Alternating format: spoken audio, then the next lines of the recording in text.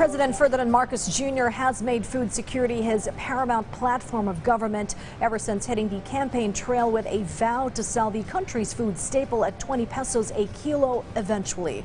Still, to mitigate the suffering of Filipinos marginalized by the pandemic and inflationary effects, a rice allowance alternative is in the works that our Mark Fatalco dwells on in this report.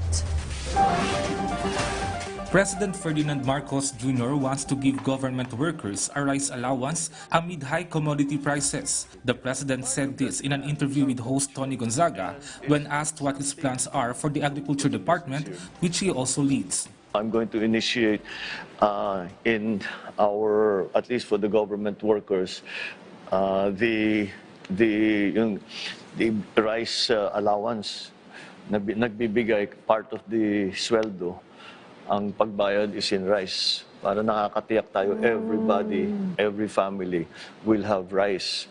And this will be bought by the government, from the government, para makamura tayo, and the people do not have to buy it at the market price. The president assured that rice producers will not be left behind, as they will also benefit from the initiative due to the expected increase in demand for rice. What's going to happen is magkakaroon ng demand. Kasi bibili ng marami yung gobyerno eh. And then we'll talk to other corporations. Marami na naman din sa malalaking korporasyon, meron na silang rice allowance eh. So we'll institutionalize it. So at the very least, meron tayong ganun. The president added he wants to change how the poor are living at the subsistence level. They should not be at the subsistence level. They should not be spending 60, 70, 80% of their income on food. That's far, far, far too much. They have nothing left for anything else. They cannot send their children to school. They cannot pay for the electricity, the water, all of these things that they need to pay for. He also reiterated that his administration's priority is to ensure food security, adding that the government has to reorganize the value chain system of the agricultural production over the years. When asked about his aspiration to reduce the price of rice to 20 pesos per kilo, the president said it would take time and that the NFA would have to return to its old function. Nevertheless, he said it is still possible under his term. Pag mabuo natin yung value chain and we make savings at every step, we might start, and then the world market will slowly be better. We might just make it to 20 pesos, but it's a long road there. It's not going to be easy. Is it possible?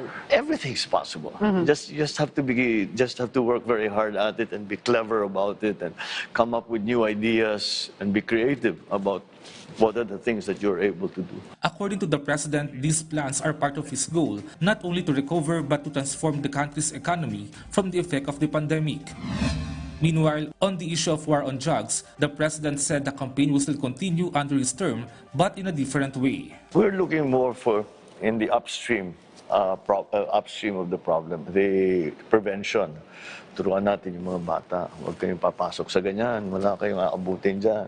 Karamihan ng pumasok dyan, either nakakulong na o patay na.